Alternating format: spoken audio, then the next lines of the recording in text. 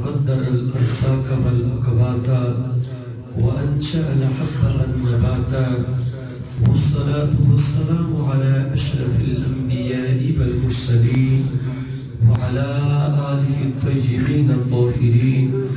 قال الله تبارك وتعالى في القرآن المجيد والفرقان الحميد. أما بعد فأعوذ بالله من الشيطان الرجيم. بسم الله الرحمن الرحيم.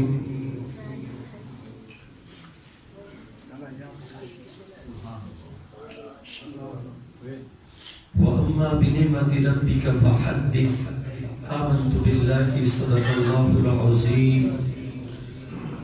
وإن كانوا من قبل يستفتحون على الذين كفروا صدق الله العظيم وصدق رسوله النبي الكريم الأمين الرؤوف الرحيم. إن الله وملائكته يصلون على النبي يا أيها الذين آمنوا صلوا عليه وسلموا تسليما. الصلاة والسلام عليك يا سيدي يا رسول الله وعلى آلك وصحبك يا حبيب الله.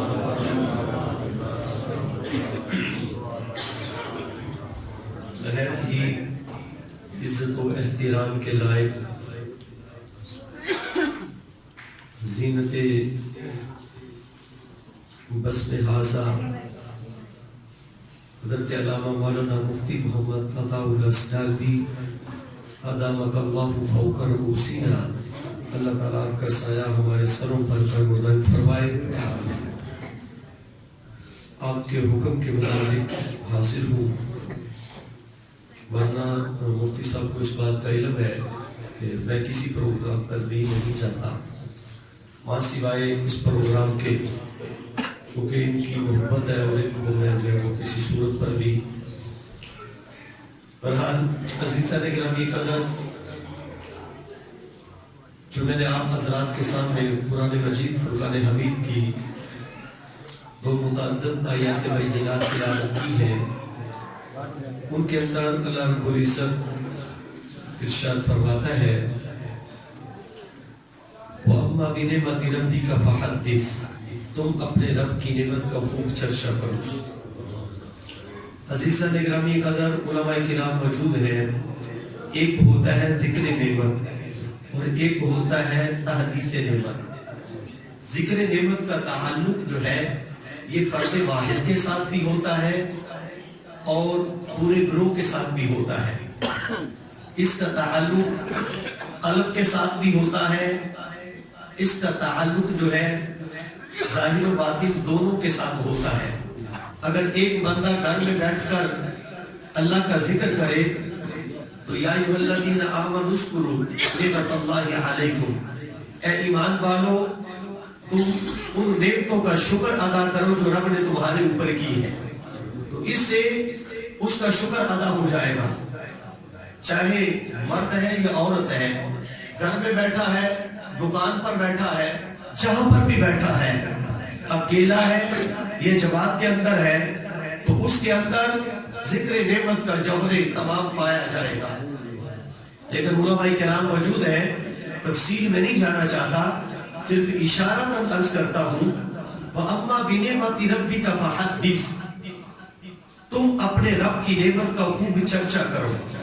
تو جو تحدیث نعمت ہوتی ہے وہاں پر اجتماعیت کا حکم ہے، وہاں پر محفل کا ذکر ہے، وہاں پر لوگوں کو اکٹھا کر کے اس نعمت کے چرچے کا حکم دیا جاتا ہے. اب یہاں پر تنہا گھر کے اندر بیٹھ کر ذکر کرنا کافی نہیں ہوگا، بلکہ ذکر کرے گا تو مجلس کے اندر، جلوس کے اندر، تنہا نہیں، اپنی بیوی اپنے بچوں کے سامنے، مسجد میں، مدرسے میں، لوگوں کے سامنے اگر یہ ذکر ہوگا تو اس کو تحدیث نعمت کہا جائے گا، ورنہ وہ تحدیث نعمت نہیں ہوگی. کیونکہ وہ اما بنعمت ربی کا فحدث، تم اپنے رب کی نعمت کا خوب چرچا کرو. اب چرچا اکیلے نہیں ہوتا، چرچا لوگوں کے سامنے ہوتا ہے. یہ بات یاد رکھیں، ایک کتاب ہے اصول الشاشی، یہ درس دامی میں پڑھائی جاتی ہے. یہ بیان کرتی ہے کہ اس قرآن کی آیت کا معنی کیا ہے، اس کا حکم کیا ہے؟ اب 4 چیزیں ہیں. ایک ہوتی ہے دلالت النص، ایک ہوتی ہے اشارت النص، ایک ہوتی ہے اقتضاء النص کہ قرآن کے الفاظ کس چیز پر دلالت کر رہے ہیں. تو دلالت النص سے یہ چیز ثابت ہے کہ جب عام نعمت کا ذکر کرنا، جب عام نعمت کا ذکر کرنا یہ قرآن کی دلالت النص سے ثابت ہے، تو جو رب کی سب سے بڑی نعمت، صحیح بخاری کتاب النکاح، وَأُمَّهَاتُكُمُ اللَّاتِي أَرْضَعْنَكُمْ أَيْمَانَ وَاللَّهِ كُفَّارُ قُرَيْشٍ أَلَمْ تَرَ إِلَى الَّذِينَ بَدَّلُوا نِعْمَتَ اللَّهِ كُفْرًا. اے ایمان والو، میں نے اپنے محبوب کو فرمایا، اے پیارے محبوب، کیا آپ نے نہیں دیکھا کہ وہ لوگ جنہوں نے اللہ کی نعمت کو کفر سے بدل دیا، یعنی حضور اللہ کی نعمت ہے نا، تو مکے والوں نے بجائے اس کے کہ حضور پر ایمان لاتے، حضور کی نعمت کا انکار کر دیا. تو اللہ قرآن کے اندر فرماتا ہے کہ اے ایمان والو، ان مکے کے لوگوں نے حضور صلی اللہ علیہ وسلم کی نعمت کا شکر ادا کرنے کی بجائے اس کے انکاری ہو گئے. حضرت عبداللہ بن عباس فرماتی ہے ہم کفار قریش ونعمت اللہ محمد. وہ کون لوگ تھے جنہوں نے اس نعمت کا انکار کیا؟ کہتے ہیں وہ مکے کے کافر تھے، اور اس نعمت سے مراد نعمت مصطفیٰ صلی اللہ علیہ وسلم کی. اب پیارے دوستوں، بالکل سوال پیدا ہوتا ہے کہ کائنات کی سب سے بڑی نعمت کون ہے؟ امام ابن حجر اسقلانی آپ بیان فرماتی ہیں ایّ نعمت اعظم من النعمت الذی یزور. بتاؤ حضور سے بڑھ کر کائنات کے اندر کوئی نعمت ہے؟ آپ سے پوچھا گیا کہ میلاد منانا جائز ہے امام ابن حجر اسقلانی سے، تو آپ فرماتی ہے قد ظہر لی تخریجها علی اصل ثابت وما ثبت فی الصحیحین. ہاں، میلاد کی اصل بخاری اور مسلم کے اندر موجود ہے. پوچھا وہ کون سی ہے؟ کہا قدم النبی صلی اللہ علیہ وسلم، جب حضور مدینہ میں تشریف لائے تو آپ نے دیکھا فرعون یہودا یصوم یوم عاشورا، کہ وہ یوم عاشورا کا روزہ رکھتے ہیں. تو کریم آقا علیہ الصلوۃ والسلام نے فرمایا اے صحابہ تم بھی روزہ رکھو. پوچھا کیوں روزہ رکھتے ہو؟ تو انہوں نے کہا ھذا یوم صالح نجى اللہ من بنی اسرائیل من قوم فرعون. اللہ تبارک و تعالیٰ نے قوم فرعون سے بنی اسرائیل کو نجات دی. یہ بخاری کی حدیث ہے. کس کی ہے؟ بخاری کی. آپ نے کہا کہ حضور کا میلاد منانا یہ بخاری کے اندر لکھا ہے، یہ آج کا بندہ نہیں، یہ آج سے 600 سال پہلے امام ابن حجر اسقلانی کہہ رہا. آپ بیان فرماتے ہیں کہ حضور صلی اللہ علیہ وسلم نے فرمایا اگر تم فرعون سے نجات پانے والے دن کو مناتے ہو اور اس دن پر روزہ رکھتے ہو، اس کو سیلیبریٹ کرتے ہو، تو حضور صلی اللہ علیہ وسلم نے فرمایا فَنَحْنُ أَوْلَىٰ بِمُوسَىٰ مِنْكُمْ. ہم زیادہ حق رکھتے ہیں اس بات کا جتنا تم حق رکھتے ہو موسیٰ علیہ السلام کے ساتھ. یعنی جتنا تعلق تمہارا موسیٰ علیہ السلام کے ساتھ ہے، اس سے بڑھ کر ہمارا تعلق موسیٰ علیہ السلام کے ساتھ ہے. لہذا اگر تمہیں اس دن نعمت ملی تو موسیٰ نبی نے روزہ رکھا تو ہم بھی اس دن کا روزہ رکھتے ہیں. تو فرمایا فَأَمَرَ بِصِيَامِهِ، اے صحابہ تم بھی اس دن کا روزہ رکھو. اب مجھے بتائے حضور صلی اللہ علیہ وسلم نے 10 محرم کا روزہ رکھا کہ نہیں رکھا؟ اس کو سیلیبریٹ کیا کہ نہیں کیا؟ وَذَكِّرْهُمْ بِأَيَّامِ اللَّهِ، اور اللہ کے دنوں کو یاد کرو. علماء فرماتی ہے رب کے دن کون سے ہیں؟ فرمایا کہ رب کے دن وہ ہے جن دنوں کے اندر رب نے اپنے بندوں پر انعامات کیے. اب وہ انعامات کون سے ہیں؟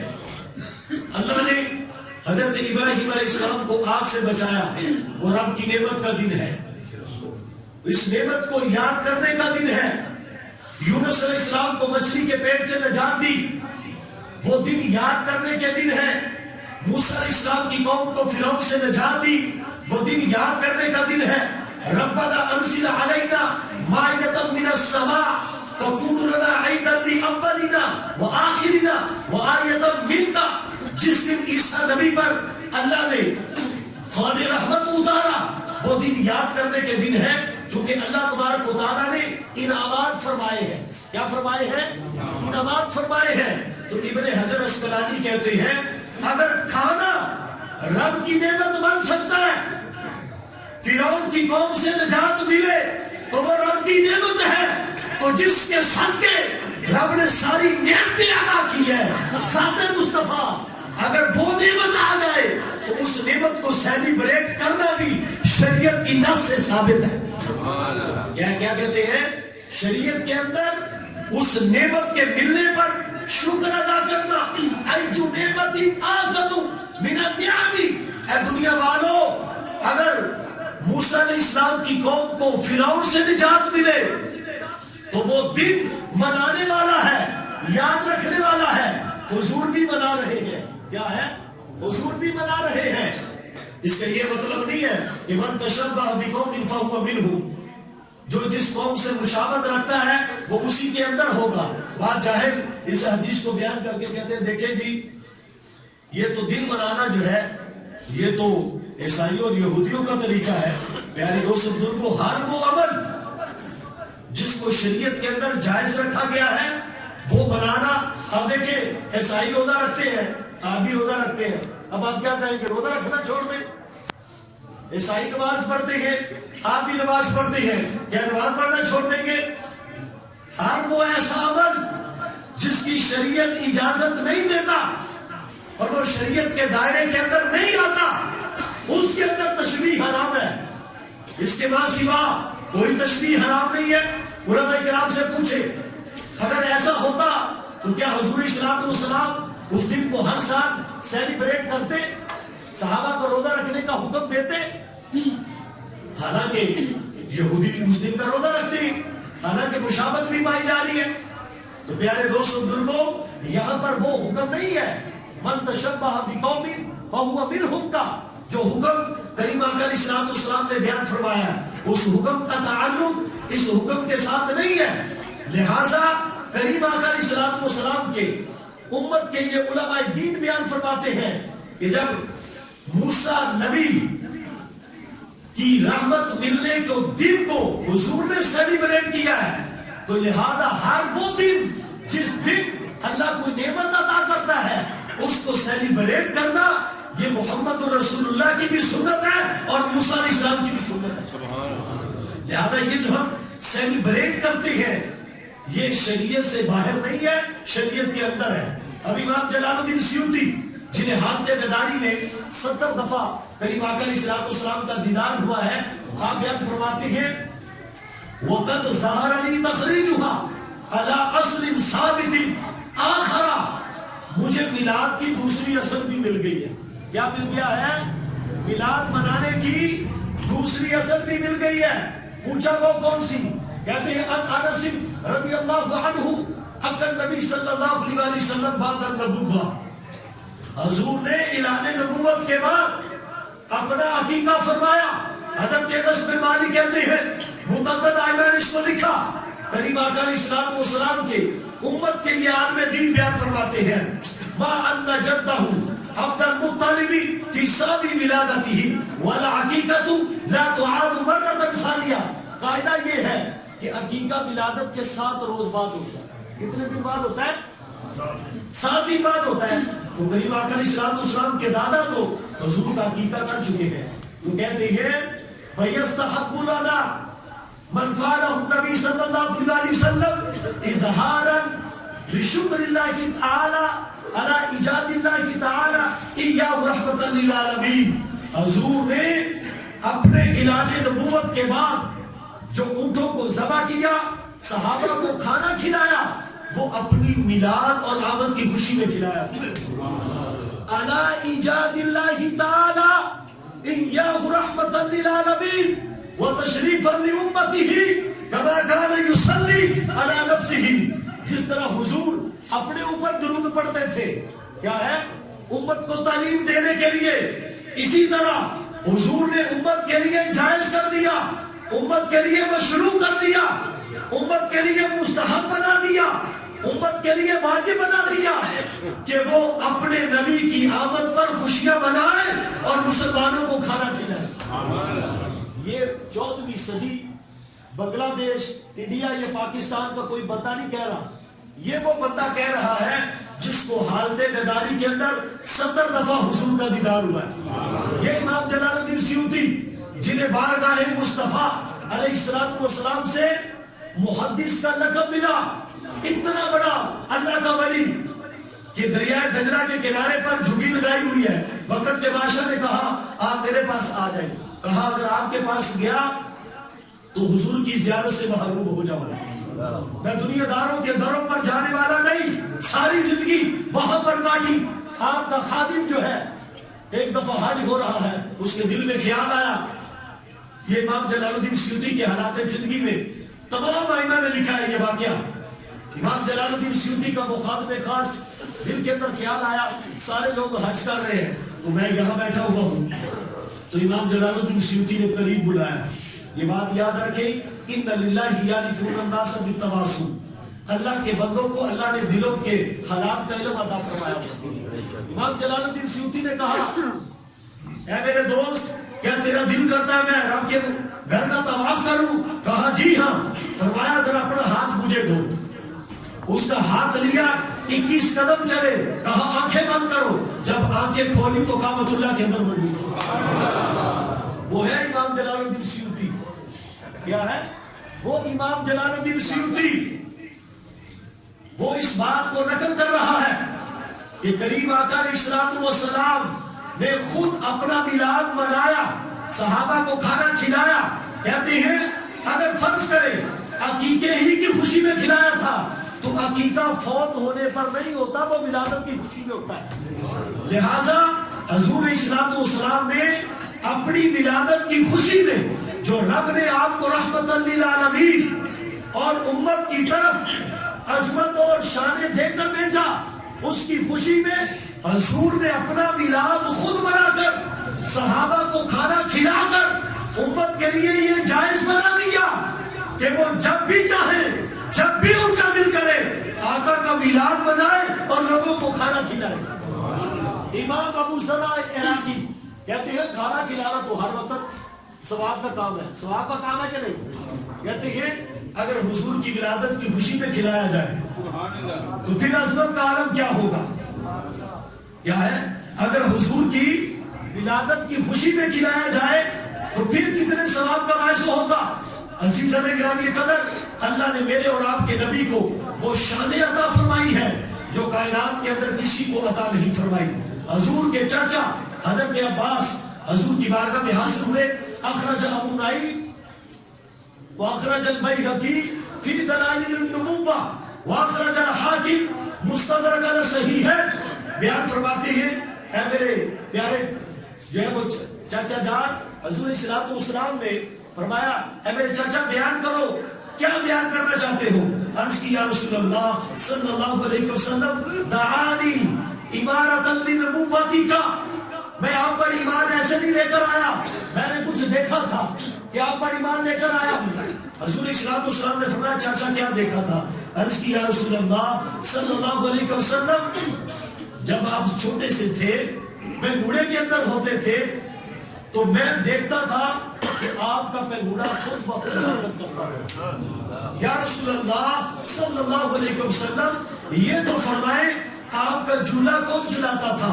تو میرے اور آپ کے نبی نے فرمایا ان مہدہ کان یتحرک بتحرک الملائکہ, رب کے مقرب فرشتے تمہارے نبی کا جھولا جھلایا کرتے تھے. پھر عرض کی یا رسول اللہ صلی اللہ علیہ وسلم جب آپ میں گھوڑے میں تھے, مہد کے اندر تھے, تو آپ کے ہونٹ ہلتے تھے, پتہ نہیں چلتا تھا کیا فرماتے تھے اور پتہ نہیں کس سے باتیں کرتے تھے, بہرحال ہونٹ ہلتے تھے. یا رسول اللہ صلی اللہ علیہ وسلم آپ کس سے باتیں کرتے تھے؟ حضور صلی اللہ علیہ وسلم نے فرمایا انی کنت احدثہ ویحدثنی, رب کا چاند میرے ساتھ باتیں کرتا تھا, میں رب کے چاند کے ساتھ باتیں کرتا تھا. حضور السلام نے فرمایا چاچا اس سے آگے کی بات نہ بتاؤں. فرمایا وَإِنِّي يَكْسْبَوْ وَجِيبَتَ يَسْجُدُ تَحْتَ الْعَرْشِ. اے چاچا جب رب کے عرش کے نیچے چاند سجدہ کرتا تھا تو تمہارے نبی محمد رسول اللہ اس کے سجدے کی آواز کو پیغمبرے کے اندر سماعت فرماتے ہیں. جو نبی پیغمبرے کے اندر حدیث کے لفظ ہے یسمعو, سامنے یسمعو کا معنی ہوتا ہے سننا. وجیبت یسجد تحت العرش, جب چاند عرش کے نیچے سجدہ کرتا. بعد ائمہ نے لکھا کہ حضور نے فرمایا میں اپنی ماں کے پیٹ کے اندر چاند کے سجدہ کرنے کی آواز کو سنتا تھا. جو نبی ماں کے پیٹ کے اندر چاند کے سجدے کی آواز کو سن سکتا ہے وہ یہاں بیٹھے ہوئے غلاموں کے درود و سلام بھی سن سکتا ہے. اس لیے پیارے دوستوں کو محبت کے ساتھ اور عشق کے ساتھ کریم آقا علیہ السلام کی عظمت اور حضور السلام کی فضیلت کو سماعت فرمایا کریں. اب ذرا توجہ کے ساتھ سماعت فرمائیے گا.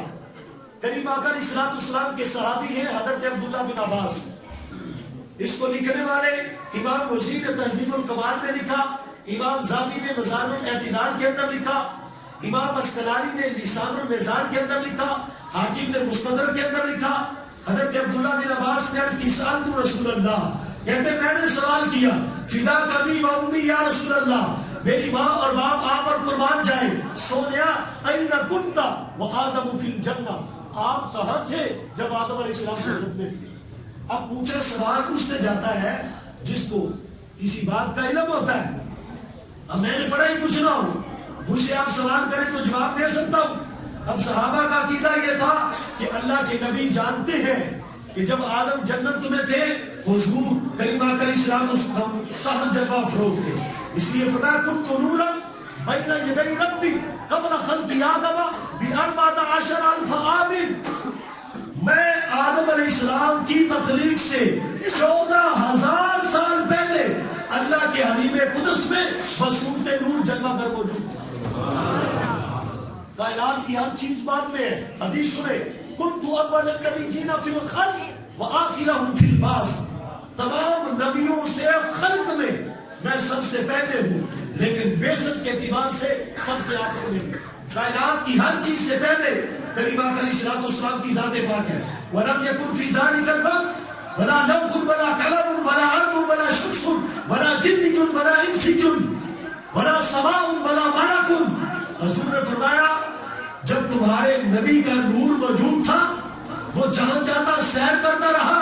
اے جابر وقت بھی نہیں تھا اس وقت, قلم بھی نہیں تھا, لو بھی نہیں تھا, زمین بھی نہیں تھی, آسمان بھی نہیں تھا, نہ کوئی فرشتہ تھا, نہ جن تھا, نہ کوئی انسان تھا, اور نہ کائنات کے اندر کسی کا وجود تھا.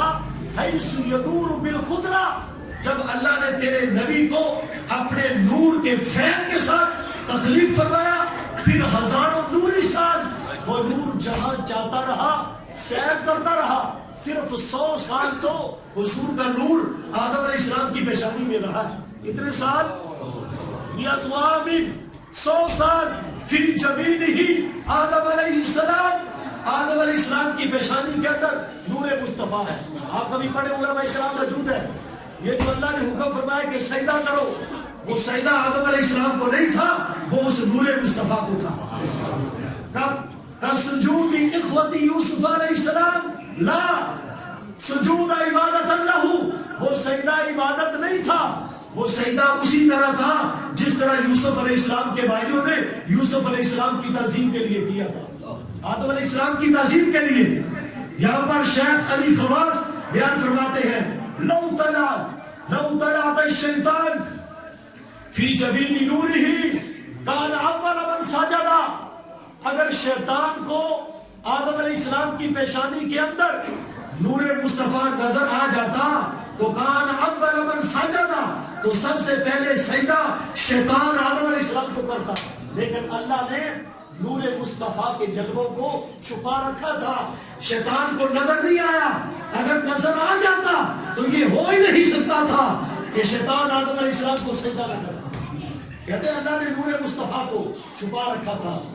آپ نے نام سنا شاہ ولی اللہ محدث دہلوی کا رحمت اللہ علیہ, ان کی کتاب ہے الدر السمین فی مبشرات النبی جل امین. یہ 11ویں صدی کے مجدد ہوئے ہیں. یہ وہابی، دیوبندی، شیعہ، لٹرن پٹرن جتنی چیزیں ہیں یہ ساری بات میں ہے. اس وقت کچھ بھی نہیں تھا. جب شاہ ولی اللہ محدث دہلوی تھے وہ اپنے باپ کے خواب اس کتاب کے اندر بیان کرتے ہیں. ان کے باپ نے خواب کے اندر حضور علیہ السلام کو دیکھا. ان کو دیکھا، کریم آقا علیہ السلام کو دیکھا اور حضور کے قدموں کو بوسہ دیا. شاہ ولی اللہ کہتے ہیں میرے والد کو جب حضور کا دیدار ہوا حضور کے قدموں میں گرے، عرض کی یا رسول اللہ صلی اللہ علیہ وسلم، حسن یوسف کو دیکھ کر تو عورتوں نے اپنی انگلیاں کاٹ لی. حسن یوسف کو دیکھ کر ان کی پیاس اور بھوک ختم ہو جاتی تھی. اے آمینہ کے لال، بظاہری طور پر آپ کو دیکھ کر لوگوں کا یہ حال نہیں ہوا، حالانکہ آپ تمام نبیوں کے نبی ہیں. کریم آقا علیہ السلام نے فرمایا اے میرے پیارے امتی عبد الرحیم سن لے، اللہ تبارک و تعالیٰ نے اپنی غیرت کی وجہ سے مجھ پر 70,000 بشریت کے پردے ڈال رکھے ہیں، جس وجہ سے اللہ نے میرے حسن کو چھپا رکھا ہے. حضرت حسان بن ثابت کہتے ہیں لما نظرت الی انوارہ، جب میں نے حضور کے انوار کی طرف نظر کی، کہتے ہیں پھر کیا ہوا؟ کہتے ہیں وَدَعْتُ كَفِّي خَوْفًا عَلَىٰ عَيْنِي عَلَىٰ ذِهَابِ بَصَرِي، میں نے اپنی آنکھوں پر ہاتھ دے دیے کہیں میری آنکھوں کا نور مصطفیٰ کے نور کی وجہ سے ظاہر نہ ہو جائے. آگے سنو ذرا، شیخ ملا علی قاری رحمت اللہ علیہ وہ بیان فرماتے ہیں جمع الوسائل جو قصیدہ مدہ شریف کی شرح اس کے اندر بیان فرماتے ہیں. اور اسی طرح شیخ عبدالعزیز دباغ ان کی کتاب الابریز ہے، بہت بڑے اللہ کے ولی ہوئے ہیں، وہ بیان فرماتے ہیں ان مجموع نورہ صلی اللہ علیہ وسلم لو وضع علی العرش لذابا. حضور کی ذات تو بڑی دور کی بات ہے، اگر لو ان مجموع نورہ، اگر اللہ حضور کے نور کو ڈال دے، کہا لو وضع علی العرش، عرش پر، تو لذابا، عرش بھی نور مصطفیٰ کے سامنے پگھل جاتا. عرش کو بھی یہ طاقت نہیں ہے کہ وہ نور مصطفیٰ کو برداشت کر سکے. تو مجھے بتائیں میری اور آپ کی آنکھیں برداشت کر سکتی ہیں؟ کیا میرے اور آپ کے دل اس کے متحمل ہو سکتے ہیں؟ یہ 14ویں صدی کے ملا کا حوالہ نہیں ہے، یہ آج 9ویں صدی کے مجدد 28 سال مکہ اور مدینہ کے امام رہے. جنت المعلا کے اندر، جنت الماوا مکہ کے اندر ان کا مزار پرانوار ہے. شیخ ملا علی قاری کا 28 سال امامت کروائی حرمین شریفین کی، 9ویں صدی کا مجدد. وہ لکھتا ہے آگے کیا لکھتے ہیں؟ کہتے ہیں لو جمعت المخلوقات كلها وضع عليها ذلك النور العظيم لتحافتت وتساقطت. کہتے ہیں اگر ساری کائنات کو جمع کر دیا جائے اور حضور کے نور کو ان کے اوپر ڈال دیا جاتا، لتحافتت وتساقطت، تو سارے تباہ و برباد ہو جاتے. کسی کو بھی یہ جرت اور ہمت نہ ہوتی کہ وہ نور مصطفیٰ کا ادراک اور فہم حاصل کر سکتا. یہ ایک بندے کی بات نہیں ہو رہی، صرف مسلمانوں کی بات نہیں ہو رہی، 18,000 عالم کی بات ہو رہی ہے. تو گویا کہ اب عائشہ ولی اللہ محدث دہلوی کے والد کی طرف ان تشریحات کے بعد کہ اگر ساری کائنات کے سامنے حضور کے نور کی ایک جھلک ڈال دی جاتی. امام محمد بن مہد الفاسی وہ لکھتے ہیں، کہتے ہیں حسن یوسف جزء من حسنہ صلی اللہ علیہ وسلم، یوسف علیہ السلام کا حسن تو مصطفیٰ کے حسن کے حصوں میں سے ایک حصہ ہے، اس کی خیرات ہے. جیسے حضرت سعید بن مسیب نے کہا النقل مئۃ جزء، عقل کے 100 حصے کرو، 99 فی النبی، 99 حصے اللہ نے مصطفیٰ کو عطا کیے ہیں اور ایک حصہ حضور کی برکت سے سارے نبیوں کو عطا کیا. اسی طرح یہ جو حسن ہے، اور کسی شاعر نے کیا خوب کہا ہے، خدا کی غیرت نے ڈال رکھے ہیں تجھ پر 70,000 نور کے پردے، جو ایک بھی اڑتا ہے حجاب تیرا تو لاکھوں دور بنتے. آپ دیکھیں نا موسیٰ علیہ السلام نے عرض کی مولا اپنا دیدار عطا کر، تو حکم ہوا ربی عالمی، اے موسیٰ تو میرا دیدار نہیں کر سکتا. یہ نہیں فرمایا کہ کوئی بھی نہیں کر سکتا. علماء نے لکھا گویا کہ اللہ تبارک و تعالیٰ بتانا یہ چاہتا ہے اے موسیٰ تمہاری آنکھ دیکھے نہ چشم انبیاء دیکھے مجھے دیکھے تو بس نگاہ مصطفیٰ دیکھے. موسیٰ علیہ السلام نے جب کوہ طور کو دیکھا اللہ کو نہیں دیکھا تو 30 میل پہاڑوں کے اندر حتیٰ دبیب النبل ایک چونٹی چلتی تھی تو موسیٰ علیہ السلام اس کو بھی دیکھتے تھے. تو جس نے کوہ طور کو نہیں دیکھا جس نے ایک تجلی نہیں دیکھی ما زاغ البصر وما طغیٰ نہ آنکھ بہکی نہ دل دائیں اور بائیں ہوا دل کی توجہ بھی ذات خدا پر رہی اور آنکھوں کی معرفت بھی ذات خدا پر رہی. اس نور کی اثر کا پھر عالم کیا ہوگا. حضرت بھائی یزید بستامی کو پڑھے کہتے میں نے معرفت کے سمندر میں غوطہ لگایا. بھائی یزید بستامی پتہ ہی کون ہے جن کے بارے میں داتا علی اجمیری کہتے ہیں جو فرشتوں میں مقام جبریل علیہ السلام کا ہے وہ ولیوں میں مقام حضرت بھائی یزید بستامی کا ہے.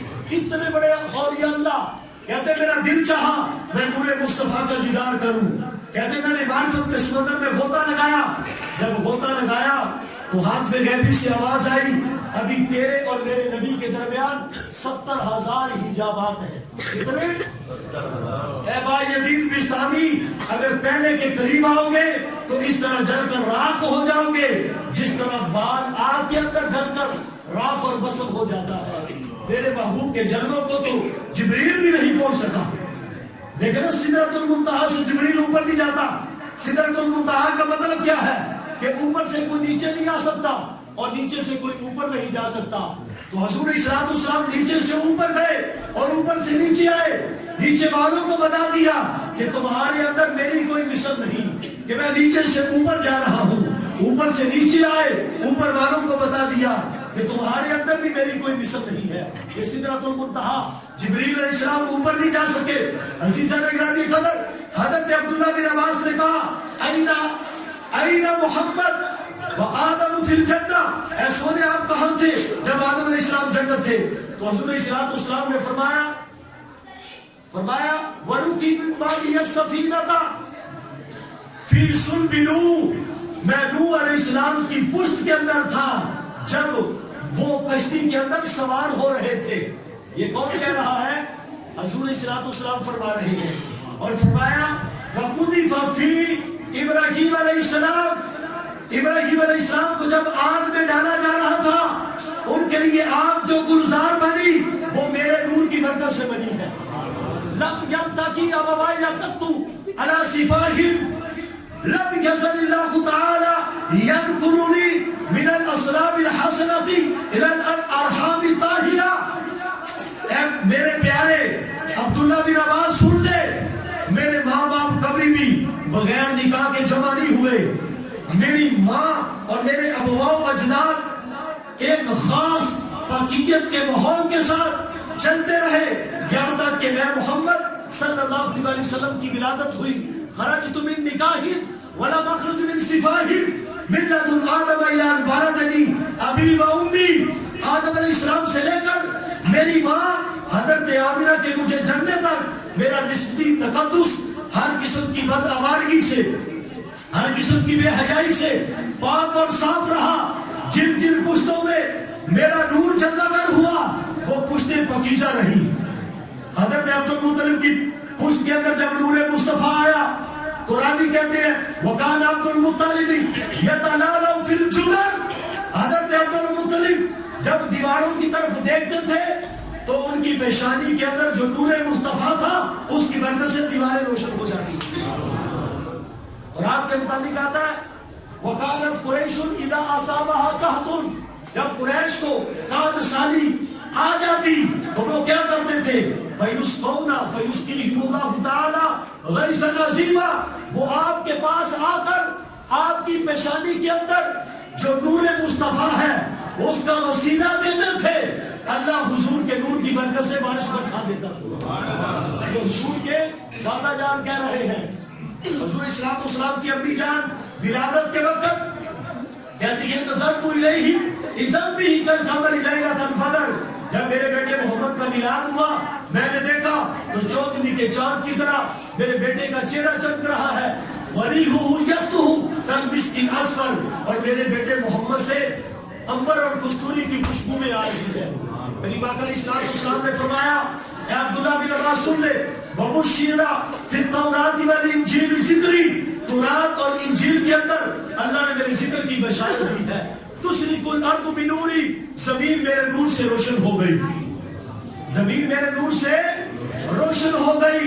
और फरमाया फल गमामु लिवजही, बादल मेरे चेहरे से चमक आते हैं।